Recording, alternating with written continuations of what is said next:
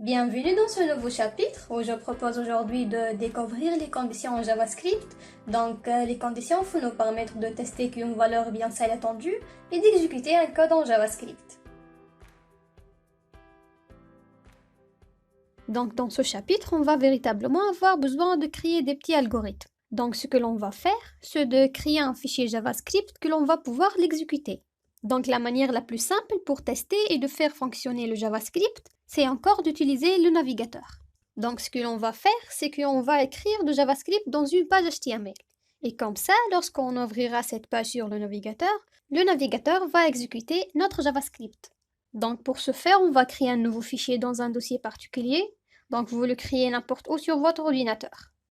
Et on va créer un nouveau fichier que l'on va appeler n'importe quoi, .html. Et moi, je vais l'appeler demo.html. Et ensuite, je vais éditer ce fichier avec un éditeur de texte classique. Moi, dans mon cas, je vais utiliser Visual Studio Code. Tout simplement parce qu'il est gratuit, qui comprend bien le JavaScript. Si vous cherchez d'autres éditeurs gratuits, vous avez la possibilité d'utiliser Atom ou Notepad++, qui sont très bons éditeurs dans ce cas-là. Alors, dans ce fichier-là, je vais créer une structure de page HTML la plus simple possible. C'est juste histoire d'avoir un petit environnement pour tester notre JavaScript. Donc, je vais commencer par définir le doctype. Je vais mettre directement doctype HTML. Et ensuite, je vais ouvrir la balise HTML que je vais fermer juste après. À l'intérieur, je vais créer une balise head silentée de la page. Et une balise body qui contiendra le contenu de notre page. Et ce que je vais faire, c'est que tout en haut, dans la partie head, je vais ouvrir une balise script. Et c'est à l'intérieur de cette balise-là que je veux pouvoir écrire mon JavaScript. Donc, dans cette balise-là, on pouvait écrire du JavaScript comme on l'a fait tout à l'heure. Je peux par exemple créer une variable démo qui aura la valeur salut. Si je souhaite voir le résultat de mon script, ce qu'il va me falloir faire, c'est l'afficher dans la console. Alors là, je vous donne le code que l'on va écrire, je vous l'expliquerai plus tard. Si jamais vous avez besoin d'afficher quelque chose dans la console, vous faites console.log et vous mettez entre parenthèses la variable que vous souhaitez afficher, ou directement une chaîne de caractères, ou un entier, ou n'importe quoi.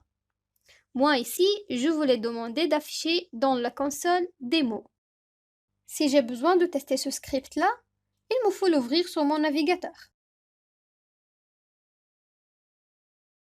Donc, je vais prendre mon navigateur et je vais glisser le fichier HTML. Si maintenant je sors ma console automatiquement, je vois bien qu'il s'affiche salut. Voilà, c'est le script minimum pour pouvoir tester le JavaScript dans de bonnes conditions. Alors, comme je vous l'ai dit, dans ce chapitre, on va parler un petit peu de l'utilisation des conditions. Donc, les conditions vous permettent de faire des petits tests et de vérifier que quelque chose est juste pour pouvoir exécuter un code particulier.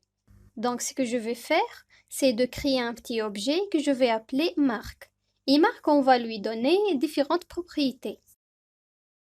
Donc, les propriétés, si vous vous souvenez, c'est les clés. C'est l'équivalent des clés pour un tableau. Je crée une première propriété qui sera son nom. Donc là, on va l'appeler marque. Je crée une seconde propriété qui sera son âge. Et là, on va mettre 18. Je crée enfin une autre propriété qui sera sa moyenne. Donc là, c'est répondre l'exemple que l'on a créé précédemment.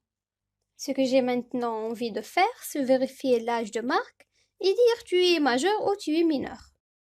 Donc pour écrire une condition en JavaScript en mettant if, suivi de notre condition entre parenthèses.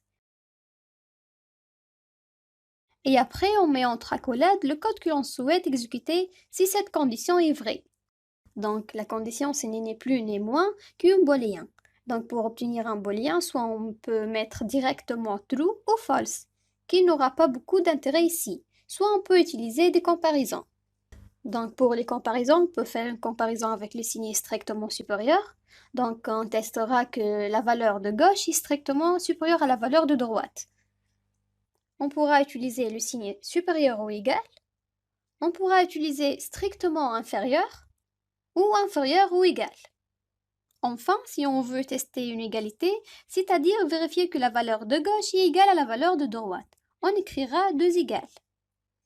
Alors, vous pouvez vous dire pourquoi on n'écrirait pas un simple égal. Ça paraît un petit peu plus logique à lire. Tout simplement parce que lorsque vous allez tester une valeur, si vous mettez par exemple je teste que âge est égal à 18, mais pour le moteur JavaScript, il va croire que vous faites une assignation. Il va croire que vous êtes de créer une variable âge et du coup ça va le faire un petit peu bugger. Donc c'est pour ça qu'on utilise un double égal pour tester une égalité. Enfin, si vous voulez tester une différence, vous mettez un point d'exclamation égal. Dans ce cas-là, vous allez tester que la valeur de gauche est différente à la valeur de droite. Donc voilà pour les opérations de comparaison de base. Donc nous, dans notre cas, on veut afficher ici. Donc on va mettre console.log, tu es majeur. Donc là, qu'est-ce qu'il faudrait que je mette au niveau de la condition? Je vais mettre cmark.age. Je récupérerai la propriété âge dans l'objet mark si cette propriété-là est supérieure ou égale à 18. Dans ce cas-là, on affiche tu es majeur. Si maintenant je sauvegarde et je réactualise la page, ça affiche bien tu es majeur. Mais non, on se dit, bon, ce que l'on vient de faire, c'est le cas contraire. C'est-à-dire, si l'utilisateur n'est pas majeur, on affiche tu es mineur par exemple. Donc là, je peux créer notre condition si mark.age est inférieur à 18. On met strictement inférieur à 18. Dans ce cas-là, on mettra un code console.log tu es mineur. Si maintenant je réactualise la page, ça me donne tu es majeur. Si je descends l'âge de Marc à 17 ans, ça m'affichera tu es mineur. Mais ce qu'il faut savoir, c'est qu'on peut optimiser les choses. Si on le dit en français, on va dire si l'âge est supérieur à 18, donc dans ce cas-là, on dit qu'il est majeur. Sinon, on va dire tu es mineur.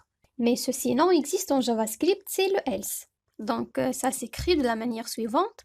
On met if, notre condition, et si jamais on veut mettre un sinon, mais else, entre accolades la condition. Donc nous, dans notre cas, on va pouvoir écrire cette seconde partie et mettre sinon. Veut dire que l'âge de Marc est inférieur strictement à 18, mais dans ce cas-là, on affichera console.log tu es mineur. Ici, je réactualise la page, j'obtiens le même résultat que tout à l'heure. On voit bien que l'utilisateur est mineur. Donc maintenant, imaginons on va envie d'écrire un algorithme où on va déterminer si l'utilisateur peut conduire.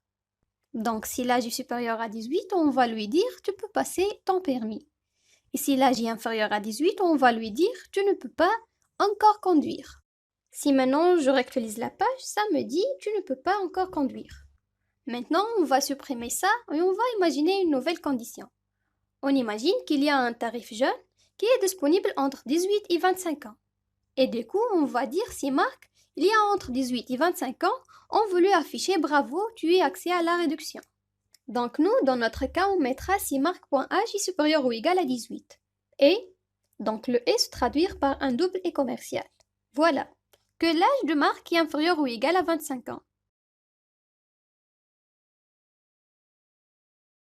Et dans ce cas-là, on mettra un code console. Bravo, tu as le droit au tarif jeune.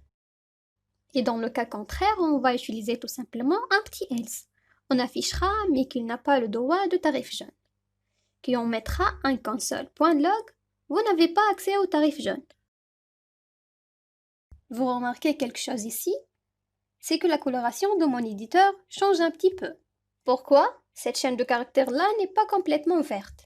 Tout simplement parce que j'ai mis des simples guillemets pour délimiter ma chaîne de caractères. Et du coup, le problème c'est que lorsque je mets un simple guillemet ici, une apostrophe pour le navet, mais lui il croit que je veux mettre fin à cette chaîne de caractères. Et ça lui pose un problème là. Vous avez deux solutions, soit vous remplacez les simples guillemets par des doubles guillemets, et du coup, lui ne voit plus ça comme un caractère spécial. Soit vous précédez votre caractère spécial par un anti-slash. Et dans ce cas-là, vous lui dites d'échapper ce caractère. En lui disant, voilà, j'ai créé un caractère que tu peux me prendre pour une fin de chaîne. Ne le fais pas, c'est juste un guillemet. Si maintenant je réactualise la page, je vois que Marc n'est pas accès au tarif jeune. Il y a 17 ans, il ne peut pas de coup dans cette tranche d'âge. Si je lui donne 21 ans, Mais là, il aura accès au tarif jeune, parce qu'il aura bien entre 18 et 25 ans. Donc si on inverse les choses, on se va mettre la condition pour dire à l'utilisateur qu'il n'a pas accès au tarif jeune. Donc on va inverser les choses. Dans ce cas-là, la condition sera si l'âge de Marc est strictement inférieur à 18 ans. Ou, donc le ou se traduira par un double pipe. Donc son âge est supérieur strictement à 25 ans. Dans ce cas-là, il n'aura pas accès au tarif jeune. Et je lui donne 26 ans à Marc. Et si je réactualise la page, ça me donne toujours ça. Donc dans le cas de ou, il suffit que l'un des deux côtés soit vrai pour que la condition en entier soit vraie.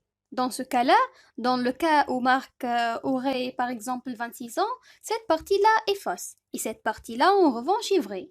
Donc faux ou vrai, ça donne vrai. Et dans ce cas-là, c'est ce bout de code-là que sera utilisé. Donc voilà la différence pour le et le o. Enfin, comme pour des opérations mathématiques, il est possible de cumuler les choses. Donc, imaginons un cas un petit peu plus complexe. On va dire si l'âge est entre 18 et 25 ans, il a accès au tarif réduit. Mais il a aussi accès au tarif réduit si l'âge est supérieur à 70 ans. Donc là, il va falloir écrire en condition avec non plus de 2 conditions, mais 3 conditions. Donc, on va faire un if. On va mettre marc.âge doit être supérieur ou égal à 18. Et marc.âge doit être inférieur ou égal à 25 ans. Donc ça, c'est ma première condition. Mais j'avais dit l'âge est supérieur à 70 ans. Et dans ce cas-là, on mettra un ou marc.âge est supérieur à 70 ans. Dans ce cas-là, on fera un code console.log. Vous avez accès au tarif réduit. Sinon, else, on mettra console.log. Vous n'avez pas accès au tarif réduit. Si je réactualise la page, il y a 26 ans. Donc, né dans cette tranche d'âge-là et né dans cette tranche d'âge-là. Donc, il n'y a pas accès au tarif réduit. Si je lui donne 72 ans, il aura accès au tarif réduit. Comme pour les opérations mathématiques, il importe toujours. C'est-à-dire qu'il commence par faire cette comparaison et c'est le résultat de cette comparaison qu'il va comparer à ça. Donc, cette partie-là va donner faux parce que l'âge n'est pas entre 18 et 25 ans. Et cette partie-là va donner vrai parce que l'âge est supérieur à 72 ans. Et faux ou vrai, ça donne vrai. Et du coup, c'est ce code-là qui est exécuté. Si vous avez besoin de mieux vous retrouver, vous pouvez mettre des parenthèses. Donc c'est exactement comme en mathématiques, lorsque vous faites des multiplications. Je ne sais pas si vous vous souvenez de vos cours. Si je mets une comparaison ici, ça veut dire commence par faire cette comparaison-là, et si le résultat de cette comparaison-là, que tu vas comparer à ça. Enfin, une dernière petite chose, concernant les tests d'égalité. Par exemple, j'ai envie d'afficher bravo, tu es 28 ans. Donc là, je peux faire un code console.log, bravo, tu es 28 ans. Donc j'écris ce code-là lorsque Marc a 18 ans. Si je veux écrire cette condition-là, je vais mettre marc.âge égale 18. Et si je lui change son âge, je mets 18 ans. Si je fais ça, ça a fonctionné correctement. Vous avez aussi la possibilité de faire un triple égal. Alors un triple égal, ça veut dire que ça teste la valeur. Donc que 18 est égal à 18 et ça teste aussi le type. Si vous mettez un double égal et que vous dites je teste que 18 ans correspond à la chaîne de caractères 18, il va vous dire oui. En fait, il fait une comparaison approximative une chaîne de caractères de l'autre. Il fera un test soit la chaîne de caractères, soit sur l'entier. Si vous mettez un triple égal, il va dire 18 c'est un entier. La 18 c'est une chaîne de caractères. Donc les deux choses ne sont pas absolument identiques. Le triple égal, en plus de vérifier que la valeur est identique, il vérifie que le type de la variable est identique. Donc ça c'est très important pour éviter les erreurs. Et si on revient un petit peu à ce qu'on a vu tout à l'heure, par exemple, avec les comparaisons alphabétiques. Ça peut vous permettre d'éviter ce genre de problème. Si je réactualise la page là, on voit que ça me donne « Bravo, tu es 18 ans ». En revanche, si aux deux endroits j'ai un entier, dans ce cas-là, ça m'affichera bien « Bravo, tu es 18 ans ». Donc voilà pour les conditions classiques en JavaScript. Il faut savoir que vous avez aussi d'autres manières d'écrire ce genre de choses. Donc ce sont des manières que l'on va reconnaître un petit moins sauvé, mais c'est important de savoir ça. S'écrit parce que si jamais vous tombez dessus, mais vous savez de quoi il s'agit. Donc la première chose, c'est le switch case. Donc le switch case vous permet de dire si une expression a telle valeur, alors je fais ça. Le problème, c'est qu'il, imaginons, je veux dire à 18 ans, tu vas lui afficher bravo, tu es majeur. À 25 ans, je vais l'afficher bravo, tu es 25 ans. Et ainsi de suite, ainsi de suite.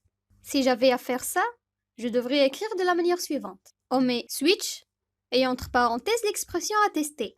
Globalement, c'est qu'est-ce qu'on va tester. Donc nous, c'est l'âge. Et ensuite, on va mettre les différents cas. Donc on va mettre par exemple case et la valeur attendue. Donc là, on va mettre si l'âge est égal à 18. Ensuite, on mettra 2 points. Et le code à exécuter.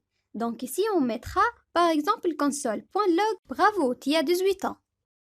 Et après, vous mettez un break pour dire voilà, c'est la fin d'exécution de ce script si jamais l'utilisateur a 18 ans. Et après, vous avez écrit autant de cases, de cas, que vous avez de cas dans votre condition originale. Donc là, on dira par exemple s'il y a 25 ans. Va afficher bravo, tu es un quart de siècle. S'il y a 50 ans, on va afficher bravo, tu es un demi-siècle. Ici, on va afficher quelque chose qui n'arrive pas, c'est que l'on peut faire un default de points. Et ce que l'on doit faire par default, on mettra un code console.log bonjour. Si je réactualise la page, ça me donne bien bravo, tu as 18 ans.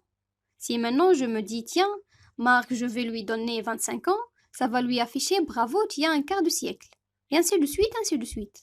Enfin, vous avez un dernier type de syntaxe pour le if et le else if, qui est une syntaxe entre guillemets raccourcie.